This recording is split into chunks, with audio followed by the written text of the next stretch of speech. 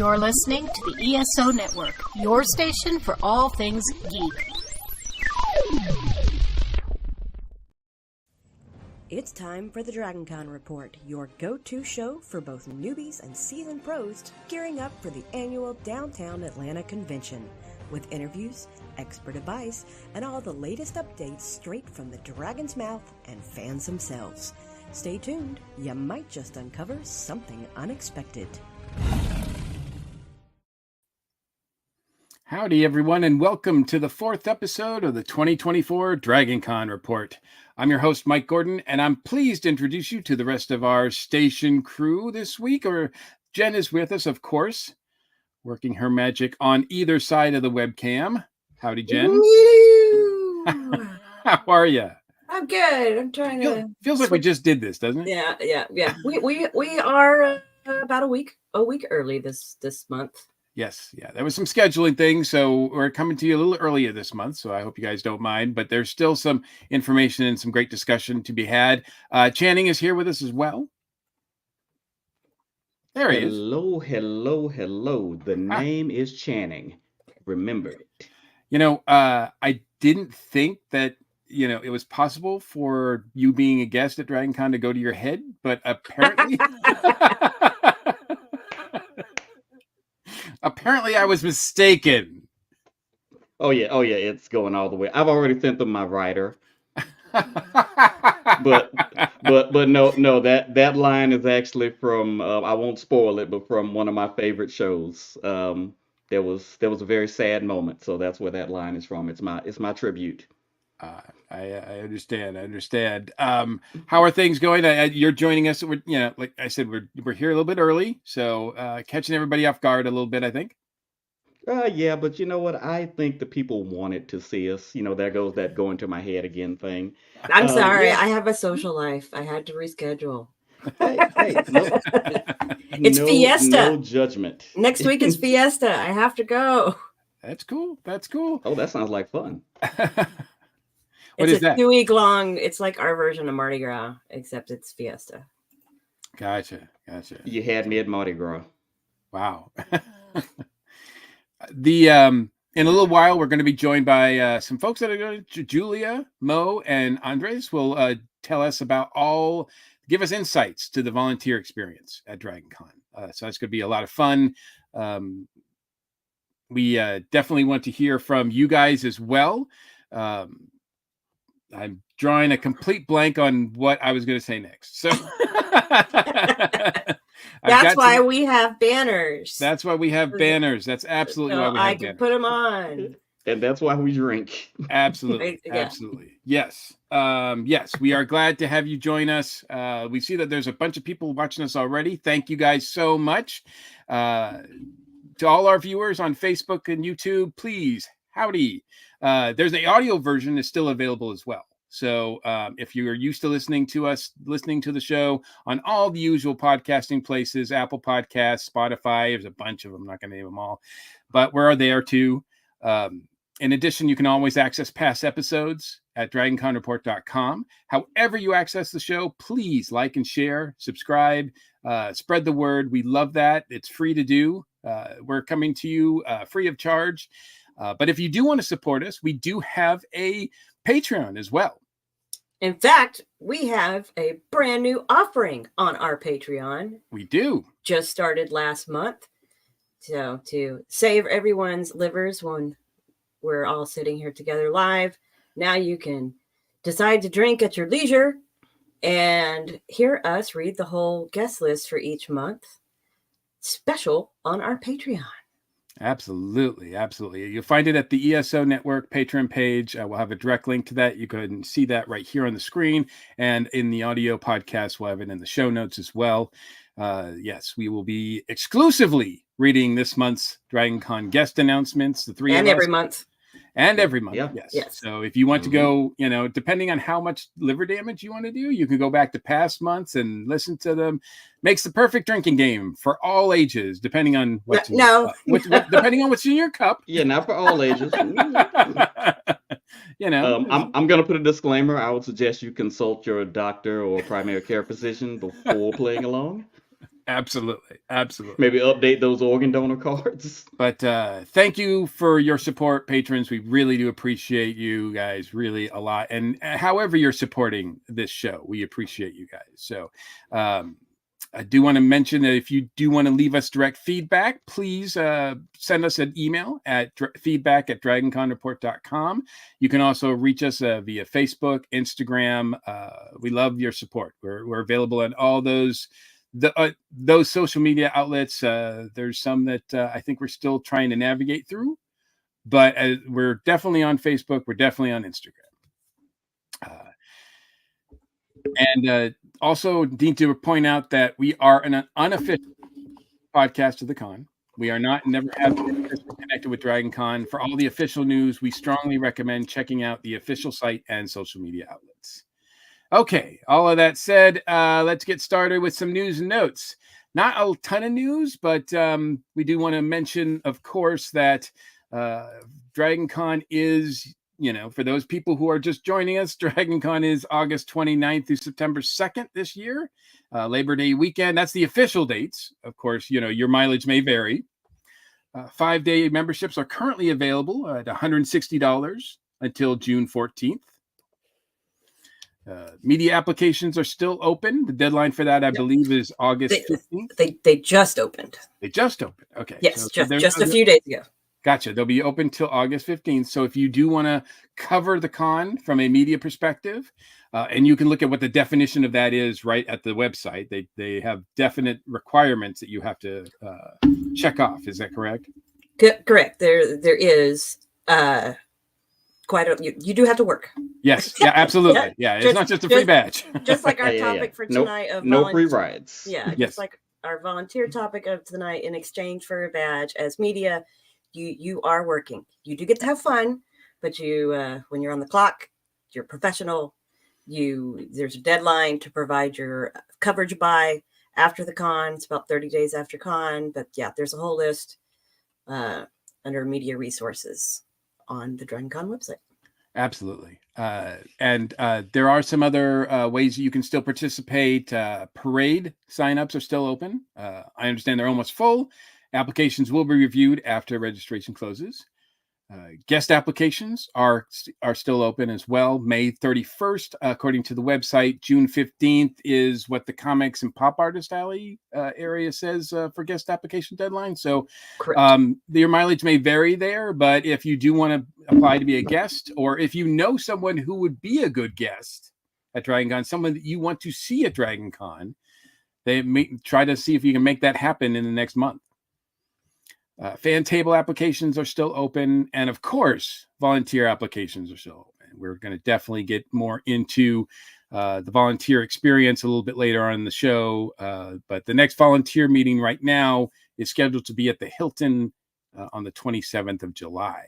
I think that's the second and last volunteer meeting. I believe so, yes. Yeah. And also, they haven't announced it yet, but we should also have the town halls that the con holds every month. Those should be starting up soon as well. Yeah, I would say that. Yeah, I would think that does seem to be about springtime that usually starts. So hopefully that crew will be there as well, and we can get some more information. Like I said, not a ton of news that came out in the last few weeks since we were last recorded, but we did last time we reported that the Dragon Con Invading the Georgia Aquarium VIP tickets were on sale, and they are still on sale. However, VIP tickets are sold out. They went very quickly. I think it was because we were talking about all that free booze. You got to give the people what they want. Well, but also VIPs do tend to, they seem to sell out faster every year. Especially since they changed the way the VIP ballroom was a few years ago.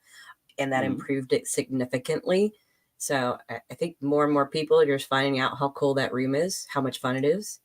So never fear, though, folks. You probably, just like you can sometimes find rooms in a host hotel through the Dragon Con Facebook groups and such, sometimes people have something come up and they have to get rid of some VIP tickets.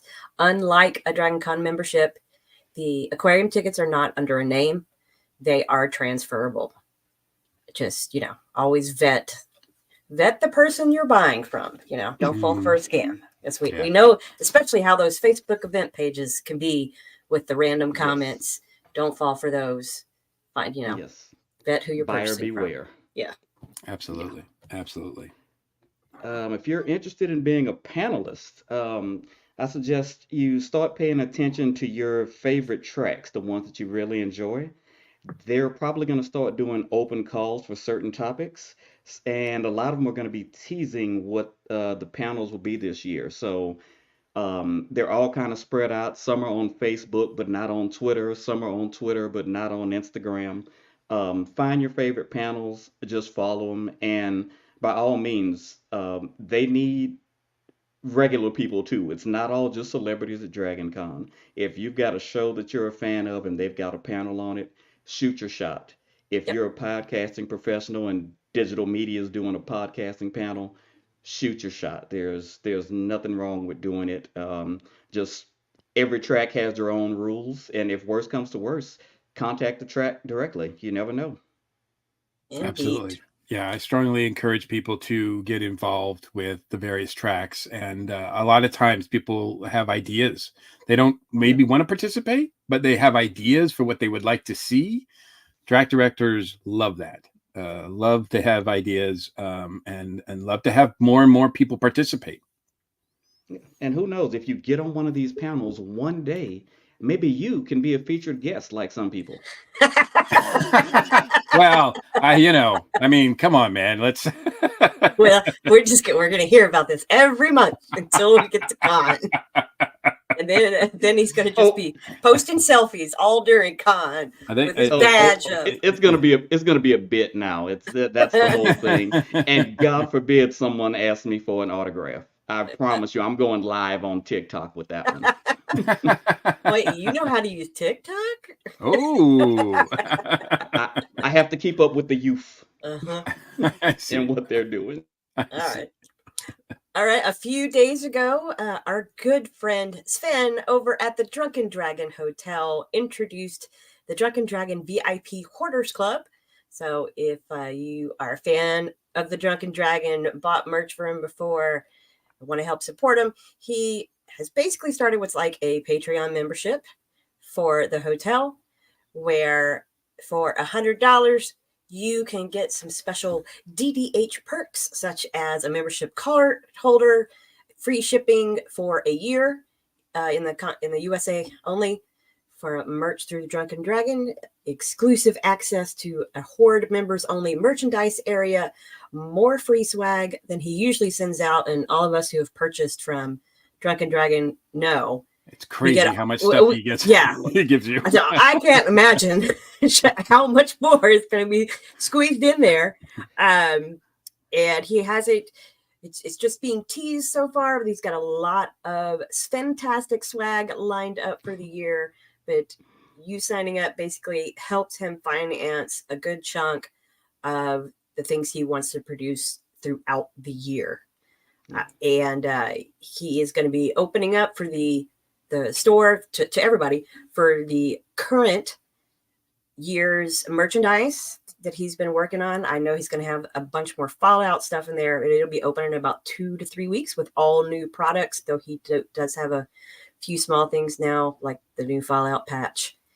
And whether you sign up to the Hoarders Club or not, you're still always going to get the same type of service you have in the past from the Drunken Dragon Hotel.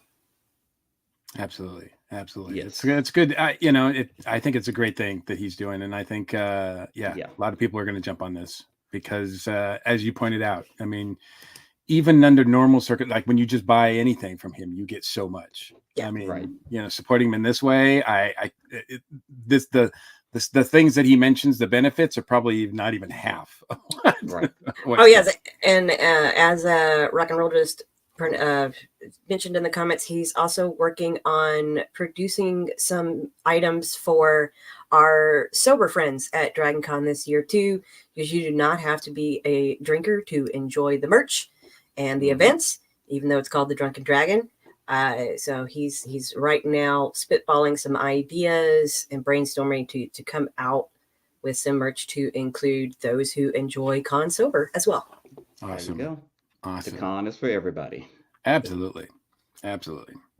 All right. So we do have some guest announcements, a few that we're going to do here, talk about a little bit, in addition to the exclusive reading of all the announcements, all the guest announcements that we're going to do on the Patreon exclusively there. But the Burlesque show headliner, the Glamour Geek Review headliner has been announced, and it is the one and only Knox Falls. Knox Falls is a gothic international performing artist that calls the Pacific Northwest home, amassing multiple awards with their career ranging from Best Costume, Most Fierce, and Queen. Using burlesque and slam-esque as a primary medium, they have established themselves as a slow-burning doom witch with a niche for nasty, earning recognition from 21st century burlesque and documentaries, magazines, appearing on Netflix originals, headlining multiple burlesque festivals, as well as repeatedly competing in valued events such as Viva Las Vegas and the Burlesque Hall of Fame. So welcome to the show, Knox Falls. I definitely encourage folks who are interested to check out the Instagram account for the DragonCon Burlesque group, as well as I think we posted as well. We sort of shared it as well and reposted it, but Knox has got quite a look, and yeah, it's going to be fun to have them at the show. Yeah, and that's just the start. Yeah, I'm a big fan of DragonCon Burlesque for more than the obvious reasons. They always put on a good and very inclusive show. Another person I'm a fan of is Dean's Lists, aka Walter Dean. He makes some amazing cosplays. He does some good ones on his own too, but he does a lot of commissions for people. He's known by a lot of people at DragonCon, and you may have seen him. He was featured on Being Marvel. He worked on some costumes, some Dora Milaje inspired cosplays. So I'm really looking forward to seeing him and what he's bringing, not only for himself, but for other people. One year when I get my money right, yeah, I'm gonna have him whip up something for me. Preferably something with muscles. I'm just not sure what that's gonna be yet. And then for me, comic greatness is going to be there. Don McGregor, when the Black Panther series started, he was the first writer on that. So for me, that's a good one, and I'm very excited to go and get to see him and maybe even get an autograph from him. Awesome. There are some, speaking of which, there's a few other, they made a lot of comic announcements, comic related guest announcements over the past couple of weeks, and some big names that I'm excited about too. Jim Shooter, who was editor in chief of Marvel for, I don't know, it felt like 20 years or so in the 80s, 70s and 80s era. He's responsible for the Secret Wars, big miniseries that came out, as well as a lot of great stuff. Also, Jimmy Palmiotti and Amanda Connor, who I like to call the first couple of comics right now. They are great fun, very talented, and they do, in addition to all the work they've done on Harley Quinn, as well as a lot of other fun books. They also do a lot of independent books themselves with their company called Paper Films, and they're at the forefront. Their Kickstarters or crowdfunding always sells out, and they're fun to have at shows. And it's been a long time since I think they've been to DragonCon, so it's good to have them back. And here's someone who comes back all the time, but I don't think people take advantage or at least seek him out as much. Maybe they sort of think he's always going to be around. But Don Rosa, who did a lot of work with Disney Comics, Uncle Scrooge, and a lot of the Disney books that you grew up with were done by Don Rosa. And, unfortunately, he's one of those creators that's not getting any younger. So I would say, like, if you were enjoyed Disney books as a kid, or if you introducing your children to them, seek out Don Rosa, and he's a great guy. He's a great ambassador for comics, especially kids comics and Disney comics. And thank him and take advantage of meeting him now, because unfortunately, I hate to, I don't mean to be a downer, but it seems like over the last couple of weeks, we've lost a lot of comic people, a lot of great comic talents, contemporaries of mine, as well as, older legends. And it just reminded me that, a lot of these people aren't going to be around. So if you can take the time to see them at shows, do so. And I just really also wanted to point out too that our good friend Darren Bush, who is also, in addition to being a award-winning author, he's also is an active participant in a lot of panels and a lot of cons. He's a track director at Monsterama along with myself. He's a great guy to work with, and we do have a lot of fun doing panels together. So he's gonna be back at Dragon Con this year. So I'm pretty excited about that. And also another friend of the show here, our buddy Nemesis, DJ Nemesis, is officially been announced for Con. That means our cult of the Con DJs is getting ready to get everybody hyped and excited for this year's Con. We'll probably be chatting with him before Con starts, and they have a better idea what all they're going to be doing. We might be joining forces again with the DJs over at the parties group to do another Wednesday kickoff party, but we shall see. Awesome. And we're going to take a quick break here, folks. For those of you who are listening to the audio version, for those of you watching us live, you're just going to see us be weird on camera here for a second. And we'll be right back. Nothing new. Yeah, we'll be right back to discuss this month's topic of the evening.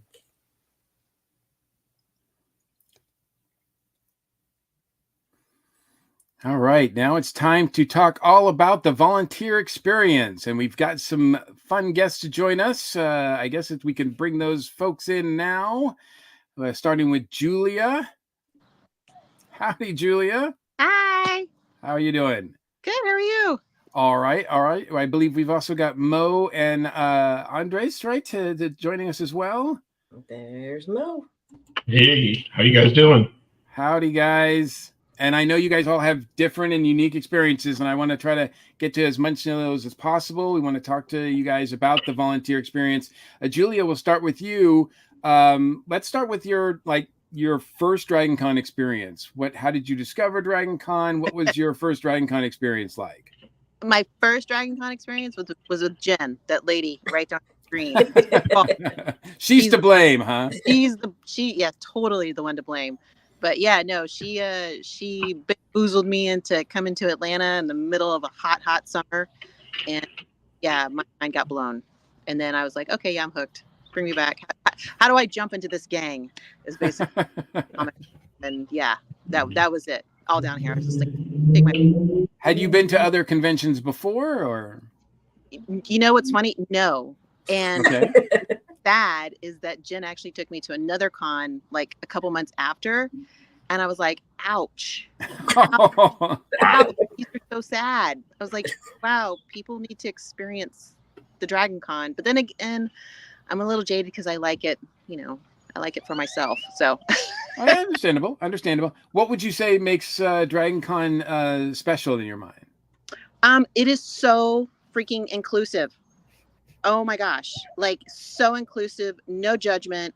The costumes are off the chain. I mean, even like the intro level, like cardboard costumes, all the way up to like the super, super, super intricate costumes. Everybody is super supportive. Just a lot of positivity. I mean, I've heard of people having negative experiences there, but I've never witnessed it myself, nor have I experienced it myself. But just like this kind of weird, bizarre international community. I mean, I've gone there. I don't even know how many years I've gone there now. I know it's over 5, but I have made so many friends like across the pond and, in Minnesota. I mean, I'm from Texas. So, I mean, just rando weird friends that I've just, bonded with on just sheer geekness that I was like, I'm not alone and there's no judgment. So that's what I love about it. So. And when did you make the decision? I love this so much. I want to participate. I want to volunteer. Well, I made it 2 years ago, and I was like, you know what? I should support this cause. So I jumped into information, and I had no information, and I was very honest with people that I was definitely lacking information. Because I'll be honest, the majority of my information was at 2:00 in the morning after, quite a few buckets. So that's what my information was based on. But yeah, no, I just wanted to meet more people, and I decided, volunteering was the best way to do it. Volunteering was the best way to get to know the history behind Dragon Con and who does it and what makes it so special. So that's kind of what snagged me, got into information, met a lot of amazing, great people, once again, from all over the world. And yeah, have been signing up every year. Like, yeah, put me in the booth. I will give misinformation. I know where bathrooms are. It's like a scavenger hunt when you give them the info. Yeah, or to be fair, I will also randomly get texts in the middle of the day. Oh yeah. For like, Jen, where is this? What time does this happen at? I know where the glue guns are. Hey, So, yeah. part of it is just knowing who to talk to, right? Who to get the information from, right? Oh, totally. That's true. So and that's awesome. That's awesome. Well, I definitely want to get more into some of the frequent questions that you get and all that. But I want to go to the next. Andrés, what about you? What was your first Dragon Con experience like? My first Dragon Con experience, I believe 16 years old. I was in high school with some friends of mine. We decided to go downtown to see what it was about. We've been going to AWA for a long time and said, we're getting older. Let's go see about this Dragon Con thing. Let's see what this is about. I remember staying downtown until probably, at the time, it felt really late. It was probably 11 p.m. and watching games of Werewolf be played and just watching people continue to party and have a good time. And that would have been, at this point, almost 20 years ago. So that's depressing to think about. That's awesome. That's awesome. And when did you make the move to want to be participating in it, to volunteer? Yeah, so it's actually kind of fell into this. I am friends with a lot of the people that run MomoCon. And so MomoCon needed help one year from a volunteer perspective. And my buddy was he called it panel logistics, which was essentially gophers for panels, and he needed a vice president of his nascent department. So he brought me in, and the rest is kind of history. After working with MomoCon for several years, I made the transition to also working with Dragon Con as the two conventions started to kind of partner up together. And because at the time, the woman who ran moderation for MomoCon also was the director of the animation track at Dragon Con, she brought me over as a panel moderator. So I kind of fell into that and knew all the right people to do this really fun and cool thing. Nice. And how long has that been going on? I think my first year volunteering with Dragon might have been 2018. Okay. I got my 5-year badge last year. So. Oh, congratulations! Thank you. Congratulations. That's awesome. That's awesome. All right, and Mo, how did you get started with the Dragon Con experience? I waited till you took a swig first before I thought. Yeah, no, I was actually, I wanted to go ahead and make this as dramatic as possible. Wanted to make it sound like I was going to regale you with a tale, when there really is actually. Dragon Con, I have been attending. I think shortly after I got here to Atlanta, I moved to Atlanta in 2006, sometime shortly after that. And saying that out loud and calculating the time just makes my hip hurt so much. But that's how I got actually into the con itself. I've been a lifelong geek. And so, someone pointed me to hey, here's a convention where you can go and enjoy all of these fun things that you love to do. And you know what? I actually showed up and it was just like, yeah, this is it. This is cool. And when did you why did you know you wanted to be part of it, to volunteer? Well, actually, so last year was my first year volunteering. Now this was, I had been attending for years, and it was one of those things where I was like, you know what? I want to see how the sausage is made. I want to see how actually, what goes into the behind the scenes of this, and how do I get myself into that part of it? Because it's great to in a way, it's great to be able to go to the con and just be like, oh, I'm just going to go ahead and I'm going to attend and not have to worry about, logistical things or making sure that this thing is covered. Like those are always fun things to do, but I think you can get a greater appreciation of what actually this show is and how much of it is coordinated and how involved it is when you get to look at the behind the scenes stuff and it grounds you a little bit to the fact that you are a volunteer and there are other volunteers. Nobody's getting paid for this. Nobody's, we're all volunteering to do this stuff. So with that being said, for anybody who's watching this and attending, be kind to your volunteers. They are volunteer geeks just like you, and they are volunteers. Absolutely. Yeah, we definitely encourage. We have nothing but respect for all of the volunteers. And there's so many. I don't know, Jen, do you have any idea on how many volunteers that DragonCon employs, or utilizes? I think it's in the hundreds. It's got to be, right? It's got to be in the hundreds. It's gotta be way over 100. Yeah, well, hundreds, plural, right? But and I have nothing but respect for everybody who takes on in any kind of role behind the scenes, because it really, they say it takes a village, to do stuff, but I mean, and I think of DragonCon, it takes a city, it really takes an effort of an army to get things done. What is the? I mean, I guess since you're the sort of most recent volunteer experience, what is the experience of just applying to be a volunteer like? How easy is that, or difficult is it, or is there like a hazing process involved? Like, is there how many hoops do you have to jump? I mean, things that you can talk about, sure. It was grueling. I mean, I think actually I remember being, having to run down through I-85 naked. I think that was one of the things, with a banner, DragonCon totally. Banner. That was, I want to say that was probably the most fun. Going streaking down the quad was probably choice. No, Mo, are you breaking the first rule of volunteer club? He is. He's totally is. I'm gonna report him. That's true, but it did make national news. So I mean, am I really? Come on. No, it actually is a really, in all seriousness, really a smooth process. I went ahead and actually, I obviously had already connections with some of the folks at the con. But went ahead and actually placed in my application. Obviously, there is the one-time fee, and again, it's a one-time fee. You're paying, and then that's it. But I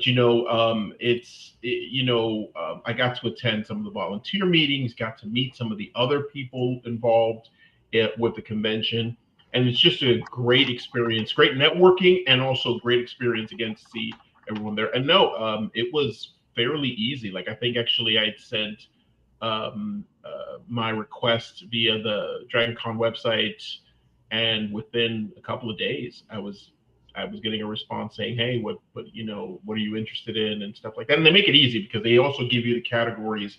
Not everybody wants to do the same thing, like me personally, I will talk till paint dries off the wall. Like that's just my talent.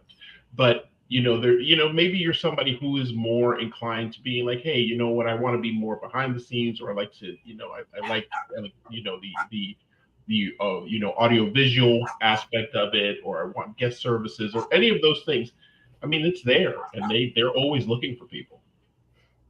Oh yeah, absolutely. Yeah, I don't know if they've ever said. I don't know if there's ever been a time where they turned down. We don't need anybody. We're good. Wow, we're all full. 2,400 volunteers for DragonCon 2023 last year. That I believe it. I believe that it could take that many, especially when you figure that there's, I think, 30 tracks, right? Yeah. And each one of those has a track director and staff of a handful of people. So you multiply that. I mean, that's just that in and of itself. I can't do math, so I don't know exactly what that number looks like, but I know it's big. Andrés, then you got to factor in the behind the scenes thing too, your tech ops, Absolutely. The con suite, they've got a pretty sizable amount. Yeah, it takes a lot to keep Dragon Con running. Mhm. Is it pretty easy? Like once you apply as a volunteer, are you applying for a specific like department, or are you sort of? I mean, do you have your choice, or how does that work? Well, yeah, you can actually. It does actually give you a breakdown. There's a couple of pages you're going through, and it does give you the option to pick which ones. Actually, it even gives you a queue to say, hey, you could have a first choice, second choice, third choice.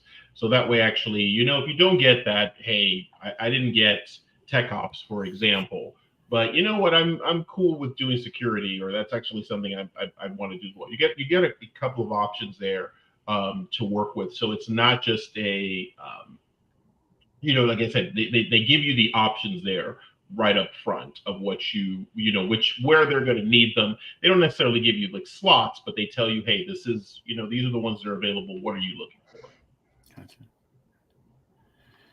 And I mentioned, as I said, that every track has quite a few staff members as well, and getting involved with a particular track and volunteering for a track, that's the same. I mean, you still have to go through the same sort of process to volunteer. Is that true, Andrés? Is that what you had to do for the animation track as well? Like I said, my whole route was very non-traditional. I'm pretty sure I put in an application and it said the track was full, but my director was like, "Don't worry about that. Just put your application in and I'll put you in my track." And it all worked out for me. I'm wheeling and dealing the guy in the back alleys. That's how I got in. Now, Andres, you pulled double duty last year. You were a panel moderator and then you were a panelist for one, weren't you? That's not the first time that's happened. Actually, the first time it happened, I believe, was 2019. No, it was 2018 was the first time I was given a panel with no description. Like I didn't know what it was, and I had guests. No, I had no guests the first time. It was a Rick and Morty fan panel. I thought I just had to sit there and make sure they didn't burn the room down, but I was the only person on the panel. So I got to run a Rick and Morty fan panel that was an absolute, I don't know if we can curse, show.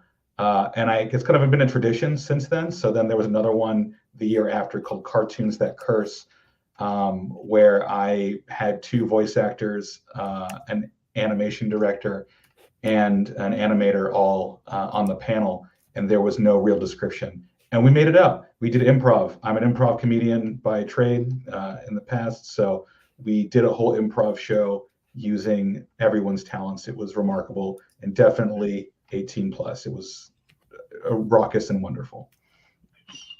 Other duties as assigned. Yeah.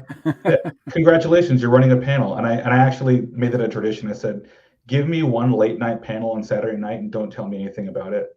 Like, wow. Don't prep me, don't brief me, and we'll figure out what happens. Julia, as far as your experience with volunteering goes, did you ask to be put in with information, or did you have other options, or how was it easy to be where you wanted to be? Yeah, I think I applied for like 10 different positions. Okay. And basically took the first group that responded. And then the funny thing was when I got assigned, I was told I was in another group, and then the other group was like, no, she's with us. And I'm like, just tell me where to go. Just tell me what I need to do. So there were like 3 groups that were like, no, she's with us. And I'm like, I'll be whatever. I was like, I don't know what I'm doing. And like Andrés said, it was like a total S show for me in my first time, because I didn't know if I was information. I don't know if I was like peace, per person. I don't know if I was doing trash cans. I had no idea, but I did it. I jumped in, fortunately got information, and it was fun. So todo bien. What are some of the wildest questions people come up and have asked you when you've been on shows? We know it's happened. Oh, yeah, I've gotten some very interesting questions. But I'll go with I guess the top 3 is where's the bathroom? That's always the top one. I'll be in the Sheraton and they ask where the art gallery is, so I have to redirect them that it's at the Hyatt. And then for whatever reason, the one booth I'm always at right next to the parade sign up. So people come to me to sign up for the parade, and I'm like, no, that's literally 2 feet, like right there, like right next door. So those are the big ones. But the fun part about it is seeing all the newbies, like the people that have their first year, because the first day I volunteer is right at badge pickup. I'm the little information person right there. So getting people like acclimated and advising them like, hey, you're going to walk 17,000 steps. You might want to get out of those kitten heels and put some like, nice Crocs on or something. And, just seeing all the newbies and seeing, like I said, like all the inclusion. So just making sure everyone feels welcome and warm and invited and all the fuzzy feelings, and definitely telling them where the bathrooms are, because I'm a professional of where those are, like even the secret bathrooms. Love a secret bathroom. Lots of secret bathrooms. Nice. I even know the alleys where you can pee and there's no cameras. That's not a secret bathroom. That's just the world. Let's talk after the show, Julie. Yeah. We will. Hey, someone asked me, speaking of bathrooms, and maybe I could ask you since you're the expert now. Someone asked me if the Marriott or any of the other hotels, the venues, still have sort of integrated bathrooms, like co-ed bathrooms. They did that a couple years ago. That was the big thing. And then last year they made them separate again.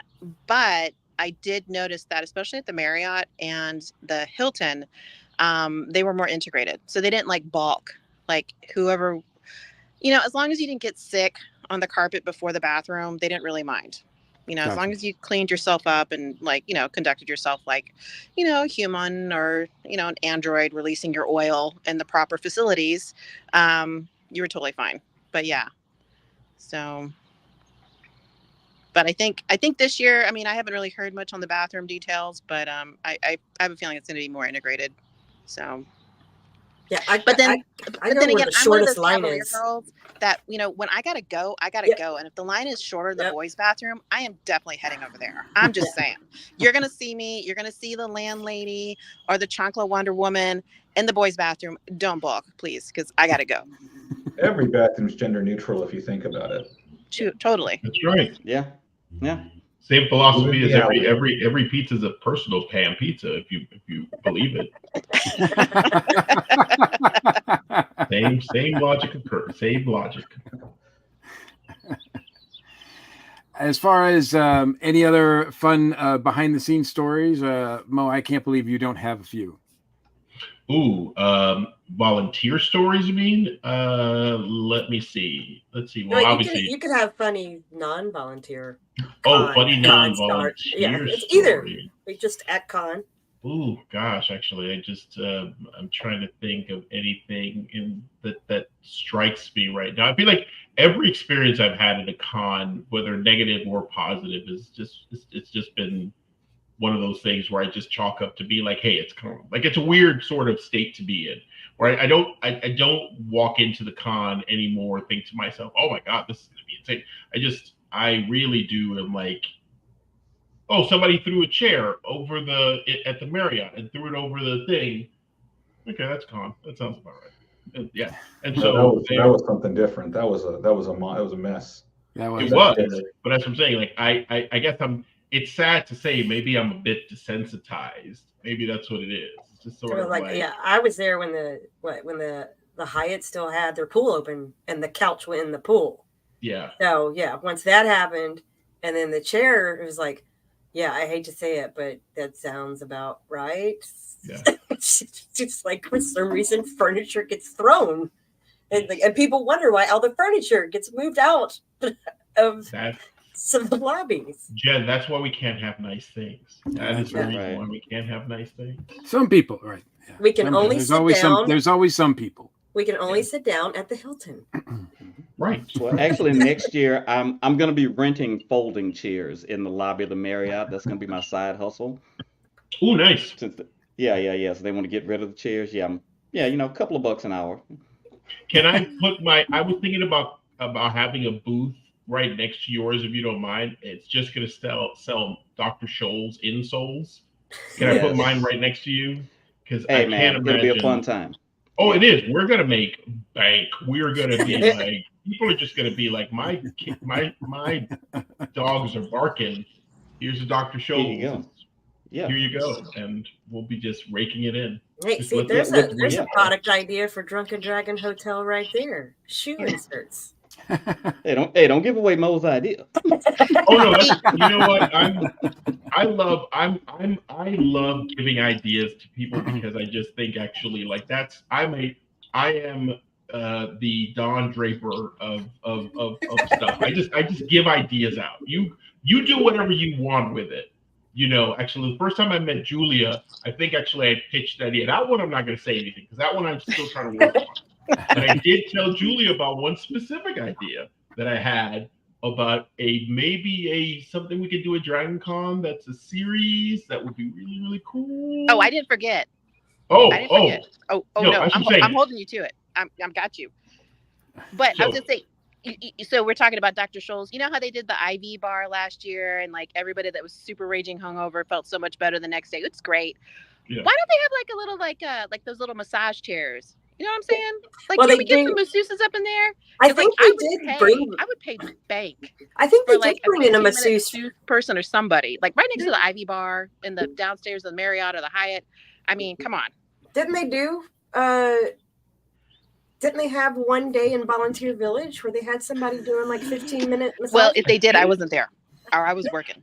So I remember seeing some when they were where they do the blood drive. Like they had a couple of, but I think that might have been associated specifically with the blood drive, but I could be wrong, or at least adjacent to it.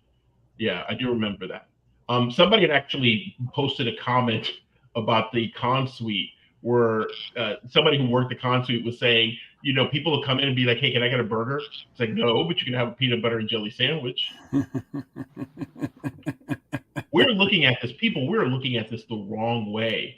We need to rename peanut butter and jelly to a consomme and butter salt and butter thingy, a jelly consomme on just the thinnest bread, you know, baked bread, you know. Well, wait, Julie Wait, just got back from a food tour in Spain. Like, What wait, can are we you talking rename like, the hot like a dogs? crepe? Like should we be doing crepes there? Is that what you're talking about? Like No. jelly-filled crepes?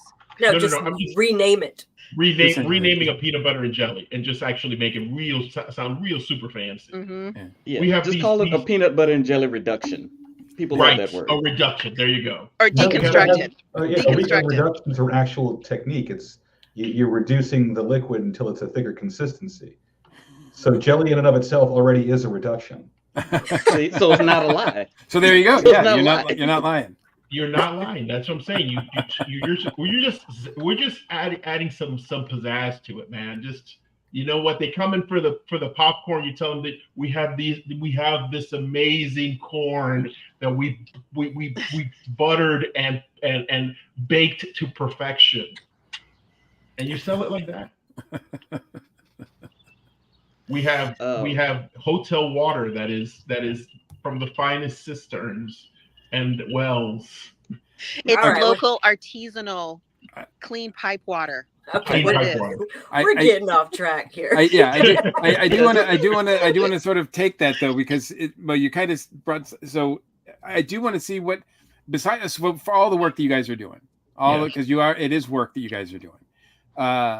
And we'll start with you, Andrés. What are the perks of being a volunteer? What are the perks that you get being a volunteer that some people may not even consider? Like they might not know about or even think about, but you're like, man, since I'm a volunteer, I get to do this, or this happens, or they do provide this, and that's pretty special. This is going to sound like an interview answer, like, you know, what are your weaknesses? But for me, the biggest benefit of being a volunteer is a kind of an intangible thing. So the entire convention runs on the backs of volunteers, the entire thing.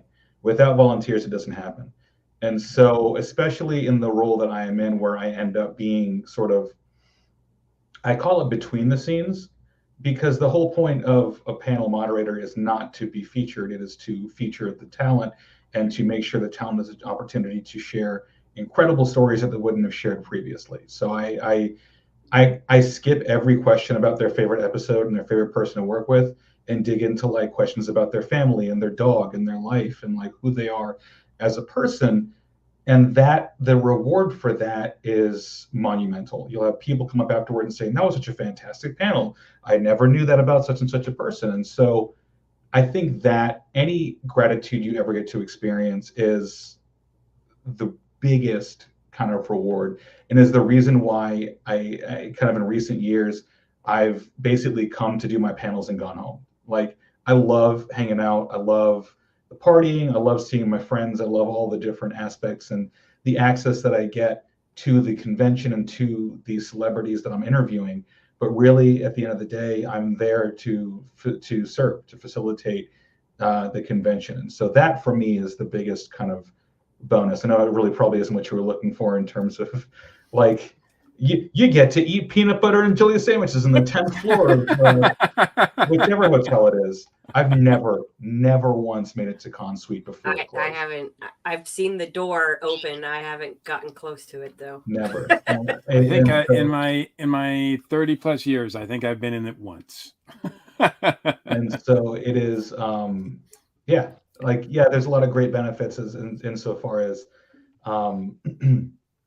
I don't know. You get access to the convention at a certain level, but yeah, for me, it is the intrinsic reward of seeing people enjoy their experience and want to come back and want to attend panels, which for me is my favorite part of the convention. Absolutely, Yeah. That's great. That's great. Julia, you want to follow that? Well, for me, it's the legume and fruit compote on a whole grain cake. That's the total one for me. I love that comment, by the way. But no, kind of tied in what Andrés says, like with information, like I'm there the first day right at badge pickup in the Sheridan, and getting to like share my excitement with newbies coming in that have never experienced Dragon Con or never experienced a con before from my angle. Just inviting them and seeing that excitement in their face and showing them the map and teaching them about the skywalks and where to go get food, where to go to the bathroom, complimenting them on their costumes, seeing their creativity, just expressing that, sharing that joy with them. And then also just creating like connections. I mean, like I said, I have created so many freaking connections around the world at Dragon Con. It's not even funny. I mean, one of my good friends out there, I don't know if he's watching, is Patrick, who's Mr. Klinger. Hello, sir. Or hello, ma'am. Love him. I mean, he's apiary. He's a chef. He, raises bees. He's fantastic. And he dresses like Klinger. Love it. So would have never met him had I not gone to con. And now we're like, year-round pals. He's like my sister from another mister. And, same thing. I've got so many friends. I met people in the motorcycle community, the geek community, the banking community, the food community, people that can help me fix my computer, which is amazing. And, just wait. Awesomeness. You have to tell that elevator story. Which one? About so She's got multiple elevator stories. No, Julia just got back from Julia's also in the like fancy cheese food business. I'm a curd nerd. Yeah. So she I love just cheese. Yeah, we all do. We love the cheese. Julia gets us. But she just got back from a food show that she went to in Spain. And there's a company you're talking to that has a headquarters in Atlanta. Yeah. And they told you about the guy who was staying at the hotel. Oh, yeah. The Italian dude. Tell that. That's a great story. So I'm in Spain, and I'm not going to mention the company, but they're a food importer that's based out of Atlanta. And a lot of times they have their vendors and suppliers and companies that they work with come to Atlanta. Well, they quote unquote made the mistake of booking this Italian vendor the week of Dragon Con, and they booked him in the Marriott. So the guy is calling because he's running an hour late to his meeting because, the elevators take 45 minutes. And he's like, I'm so sorry. I'm going to be running late to my meeting. I'm stuck with like a bunch of Playboy bunnies, a Transformer, and a G.I. Joe. And they were like, oh my gosh, we forgot Dragon Con's happening. Oh, no worries. We'll reschedule the meeting. So he gets down there, he gets to the meeting, has a great food time. And then he goes, by the way, if we can schedule this meeting every year at this time at that hotel, I will not complain. And he said it was like the best event ever because, you know, he's this food guy from Italy. And he's like, yeah, he's like, I walk out of my hotel at 2:00 in the morning and he's like, Darth Vader and the stormtroopers are walking by, or the Spartans are walking by, or a bunch of dinosaurs are walking by, or like, you know, and he's like listing all these things. And he's like, I love it. I love it. And so, yeah. So a guy from Italy who deals in basically, I think, jams and jellies. He's probably the, you know, fruit compote guy for the legume sandwiches we're talking about. Yeah. Yeah, high-end stuff. He loves Dragon Con. So, Wow. And I've heard stories of other food vendors from this company that have been, quote unquote, trapped in Atlanta during Dragon Con, unintentionally, intentionally on purpose. Wink, wink. So, yeah, it was kind of funny. So like, that's hearing where story some of the across rooms are pond. going. Yeah. Yeah. First year is an accident. Anything after that, yeah, they're planning it. Yeah. Oh yeah, totally intentional. I was like, oh, yeah, I get it. So I gotta say, Playboy Bunny, Transformer, and a G.I. Joe. I think that's part of my dream journal. right. Or a joke just waiting for the perfect punchline. Right. Exactly. Oh, and don't forget the Italian. The Italian guy. Oh yeah, and an elevator, Italian guy. Yeah. Yes. Has anybody else been stuck in an elevator at Dragon Con? Yes. Yes. How long were you in there? I've been stuck in one for 35 minutes. I've seen other people be stuck in one for 5 hours. Okay. That's not, my record's 45 minutes and it was just the one time. Yeah. Oh no. That's brutal. Oh, it was awesome. It's like a capsule episode of a TV show where everyone's true personalities come out. We had 2 kids in Ava plug suits who were like, can we take these off? These are like, these don't breathe.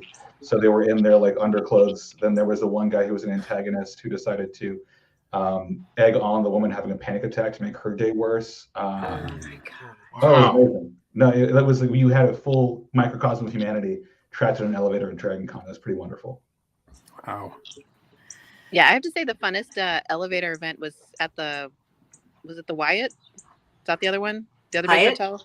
Hyatt? Yeah, that one with Michelle, and we were there with some girl. She wasn't a bunny, but she was some girl, and she was about to hurl, and our friend Michelle looked at her and said, if you hurl, I'm going to throat punch you. And I was like, oh, it's getting serious now. And the girl just like, I'll hold my cookies. And so as soon as we got to the floor, we just kind of like gently guided her / pushed her out, and she found a trash can. But yeah, that was a long, I think we were on the elevator for like 90 minutes. That was a long one. Our friend would not have actually punched somebody. I just want to throw that out there. But she verbally expresses how she wants to do things. I'm the same way. I mean, we're both Latina, so you know, it's kind of in our blood. In life, it's not what you will do; it's what you can convince people that you'll do. So yeah, I get it. That is true. Exactly. That is true. Yeah. Mo, what about you? What are your big perks of being a volunteer? Even though you haven't been doing this as long as the other folks, you know, what do you find are the big perks? For me, actually, it's a lot. I will echo everything actually that Andrés and Julia said. It's all of those things. The volunteers, for those of you who are snackers, they do have a little area for you to go ahead and actually just get something if you feel peckish and stuff. You know, I mean, my philosophy is always don't die.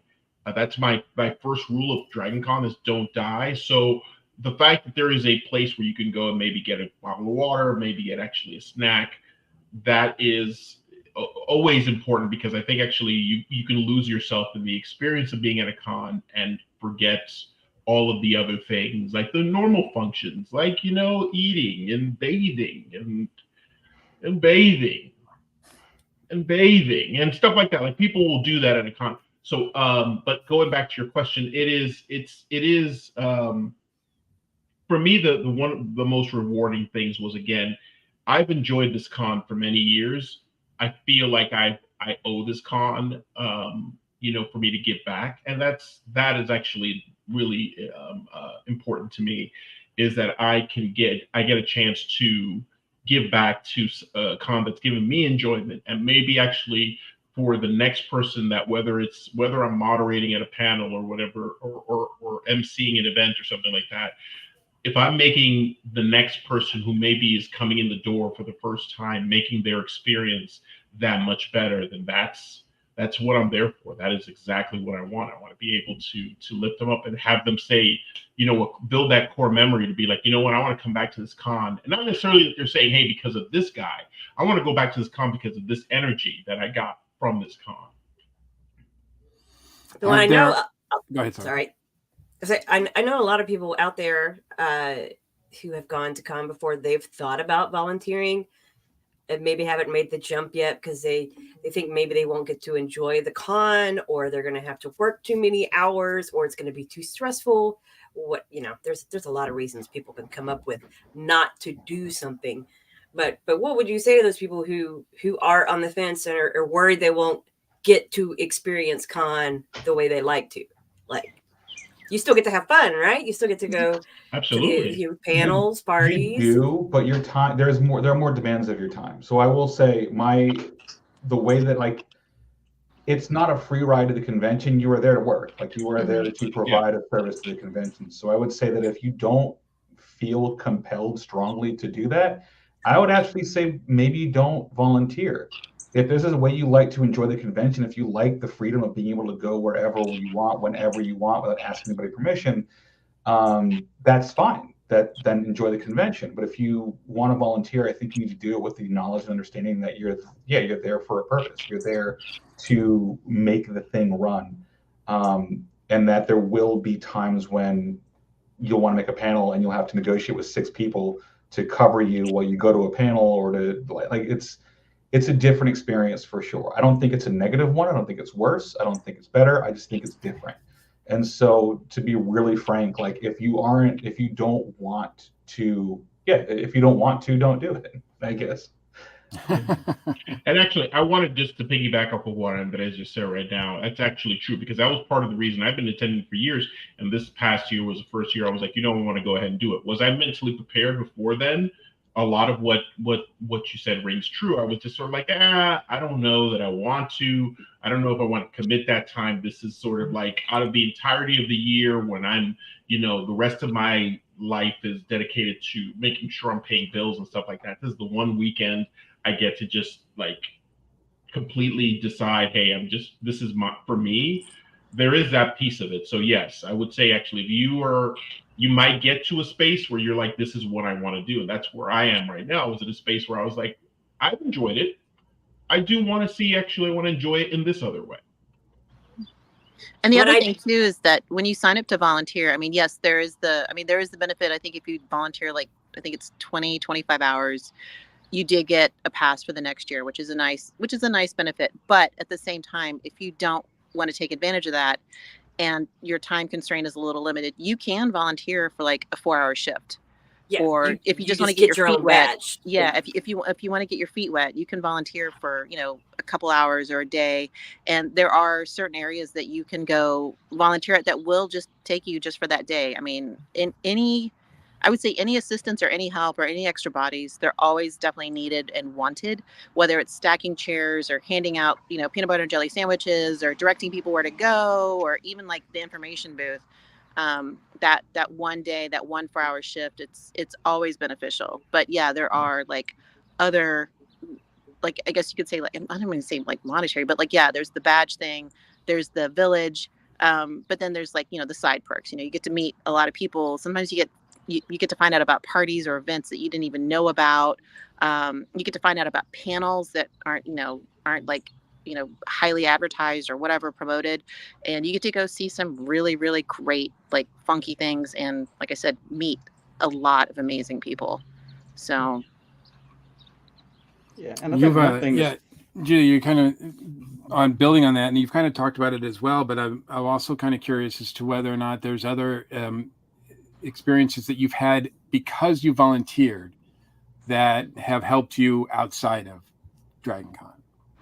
Outside of DragonCon? Oh yeah. I've got a friend, Gordy, that does motorcycles.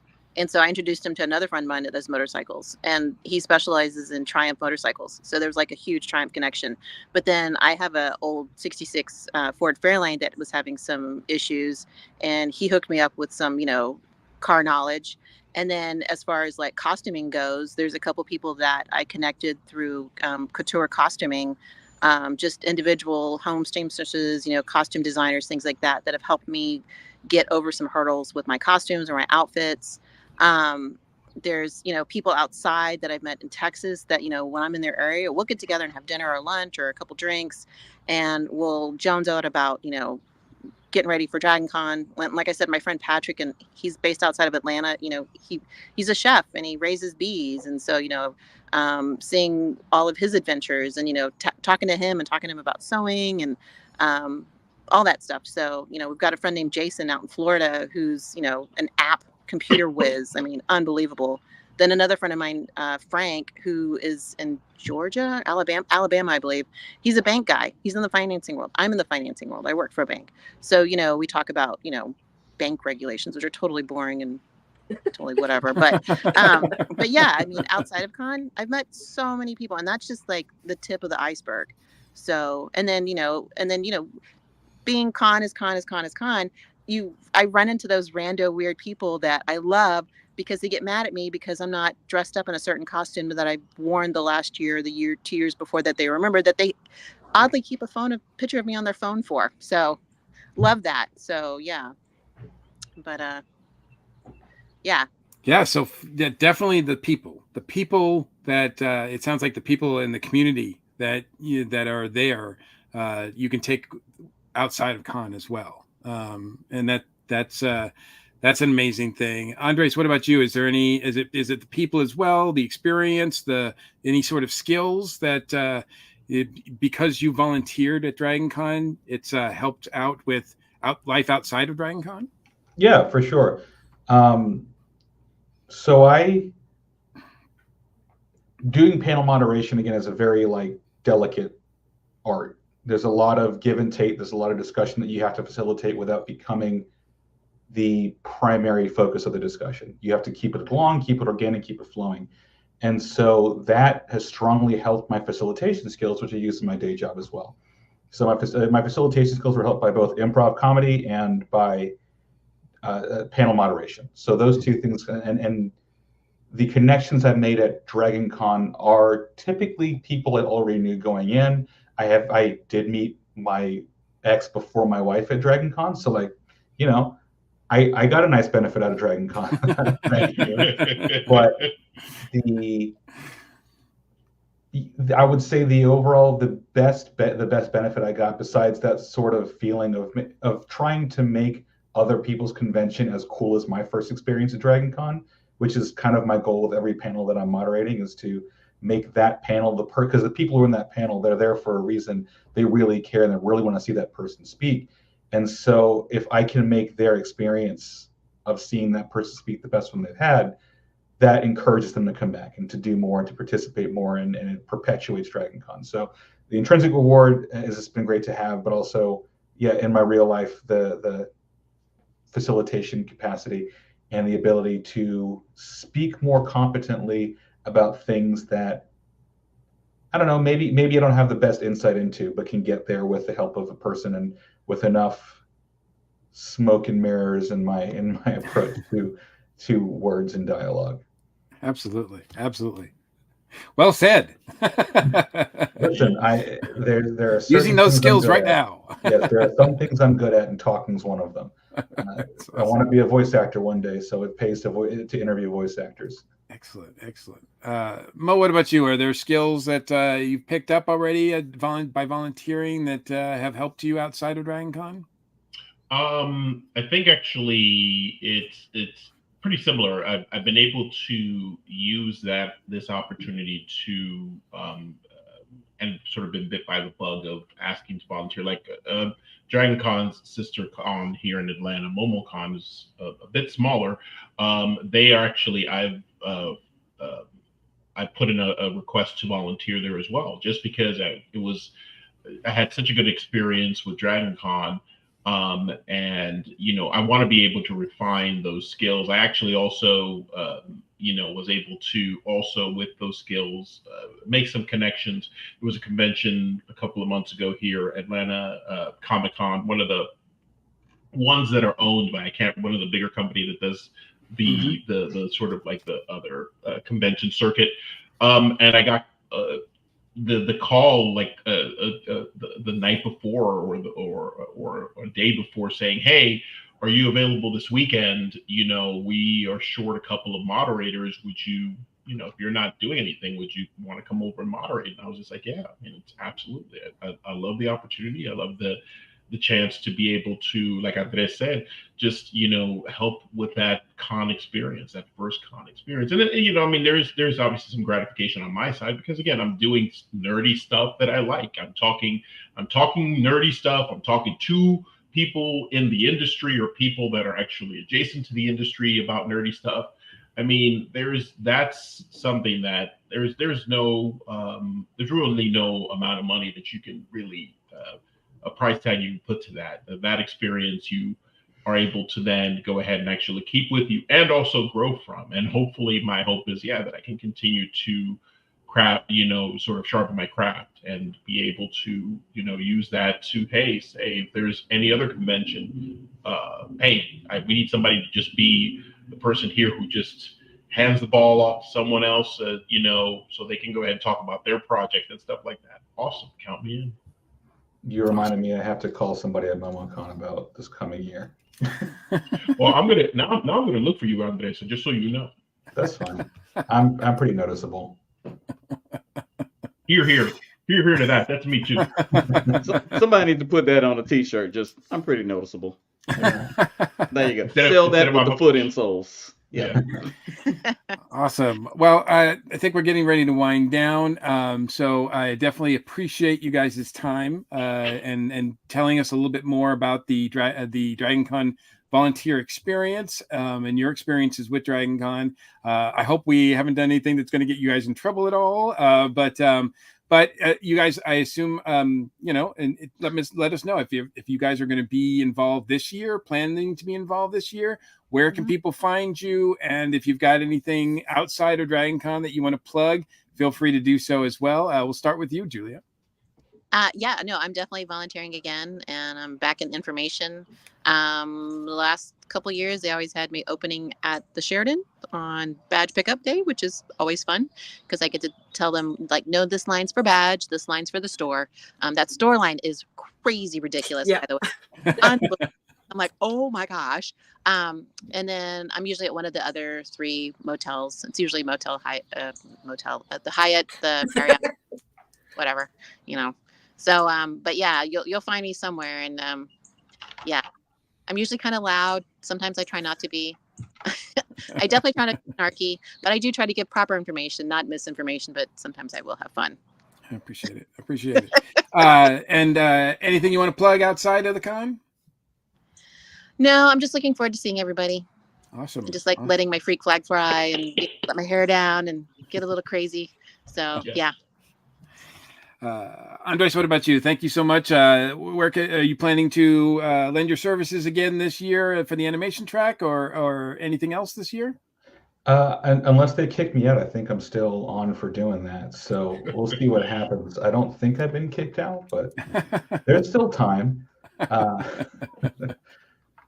So yeah, I'm leaning towards yes. I waffle every year, and every year I land on yes, and every year that I do say yes, I have a great time and do not regret even the slightest what I did. So. Nice. And as far as outside of DragonCon? I don't know. I'm an artist. I have an Instagram, Rook24601. Props if you get that reference of the numbers at least. Rook with a chess piece 24601. And I have a Blue Sky where I post things that are not appropriate to post on Instagram because I'm an artist that does all kinds of stuff. So my Blue Sky is at AE-Thomas. Is my first and middle initial dash Thomas, my last name. Because, you know, if you want to be a professional artist, you just put your name on the smut that you draw. Awesome. And Mo, what about you? Planning to return this year? Yeah, actually, I will be there. As a matter of fact, I'm going to take advantage of the plug to say that this Thursday coming up, we are going to have actually our town hall. I will be there. Oh, there you go. That's so right. We were right at the beginning of the show in our speculation. I was just saving it up for the ending, but yes, 7:30 Thursday, town hall. You're going to get to see this face again. Twice in 1 week. Goodness gracious. I'm just saying that might take it as a threat, take it as a promise. Doesn't matter either way. But yeah, you're going to see this space again. We're going to be talking about all upcoming things with Dragon Con, including actually we're going to touch a little bit on volunteering as well. So I mean, come in, tune in. It'll be fun. It'll be therapeutic. We love everybody at Dragon Con and who do the town hall. So we don't mean to steal anybody's thunder. So but we do like getting a scoop. we like getting a scoop, and we do like having you here first. Yeah. Anything outside of here? Anything outside of Dragon Con you want to promote? No, I'm just your average Afro-Latino cosplayer. Just I like to dress up, so you may find me on Instagram. My Instagram tag is down here. But so feel free. You might want to spell it or pronounce it for our audio listeners. Sure, it's Dominican Night with 2 Y's. Actually, you'll find me pretty much anywhere as Dominican Night anywhere. You look that up, you're only going to see this face. Again, threat or promise, either way. He does an excellent Green Lantern, folks. Oh, stop. You flatter me. But no, but that's the other thing, actually. Yeah. So, yes, my plan is to return to Dragon Con and volunteer again this year. And you might see me in costume as well, probably high likelihood. Yeah, I'm probably going to be in costume. Awesome. Well, thank you guys so much for joining us. Thank you for volunteering all of the times that you've done so, and you continue to do so. And thanks to everybody else who volunteers and everybody else who's been watching and listening to the show. We really appreciate all of you. And we are now drawing a close to this episode of the 2024 Dragon Con Report. Big shout out to our station crew here. Channing, thank you so much. Always a pleasure. Get to meet some new people, see some old friends, have a few laughs. And I mean, we noticed that the head's a little bit bigger, so we'll see what we can do to whittle that down, so we can actually get you in the doorways by the time Dragon Con happens. But where can people find you online, man? Here's the thing. I'm married. My wife has already started trying to whittle that down. I assure you, by the time I get to Dragon Con, I'll be back to normal levels. I think I went too far when I made a joke about me having groupies at Dragon Con, and I think that was when she decided, okay, we got to shut this down. Yeah. So, lesson learned. Anybody who wants to hear more of this kind of humor, I'm at Channing Sherman on pretty much everything, TikTok, Instagram, and X, for those of you who want to call it that. My group. Nobody wants to call it that. Yeah, nobody calls it that. Yeah, I'm just being nice. Elon might be listening. I don't want to make him mad. You can find my group, the Black Geeks of Dragon Con, which I know Mo is very familiar with. Search for us on Facebook. Look for us on Instagram and IG also. My same quote, it is not a protest, it is a party. And Mo will tell you, we have fun, even on our slow years. It's a lot of fun. Just promoting a little You bit haven't had a diversity. slow year in like 3 years. I don't know what you're talking about. The last 3 years, it is a huge, it just gets bigger and bigger, and not in a bad way. I mean, it actually is just... It has become so. I was happy that I was here. I was there towards the beginning. I actually feel honored that I'm an old school. Yes. I was there. I could say I was there. Yeah. Mo's a hipster. He can say he knew about Black Geeks of Dragon Con before it got big. That's right. Oh, yeah. And last thing, I've got my own podcast because everybody has a podcast now. So look for the Smarty Art Brother wherever you get fine or at least semi-decent podcasts. Awesome. And of course, thank you, Jen, for working your magic on both sides of the webcam. Yeah, hopefully I'm getting better each month. But Absolutely. I already know that every episode my eyes are like this way, this way, this way, this way. And then you hear click, click, click, click from my mouse. What he said, I got to get a clickless mouse. But we appreciate you tuning in with us every month, folks.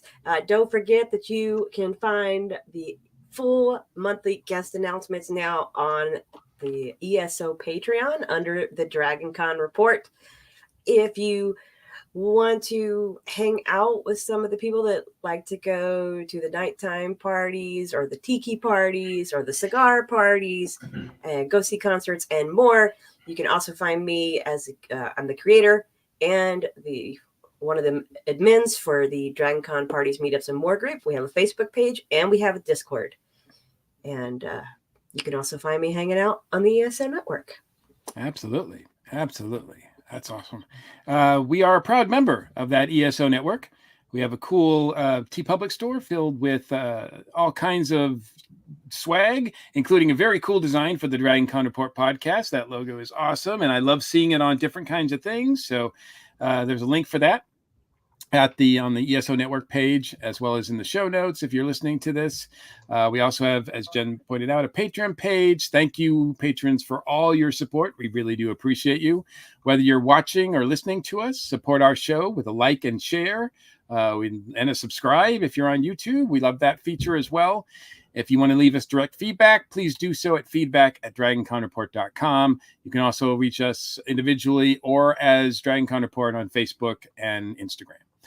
Thanks to everyone for joining us. I'm your host, Mike Gordon, and as always, it's been my pleasure. Take care, stay safe, and we look forward to seeing you all at the con. So long.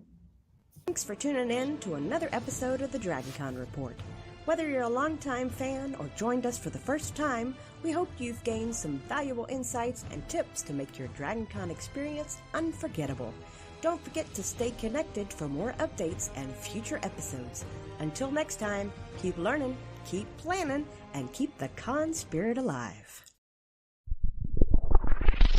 You're listening to the ESO Network, your station for all things geek.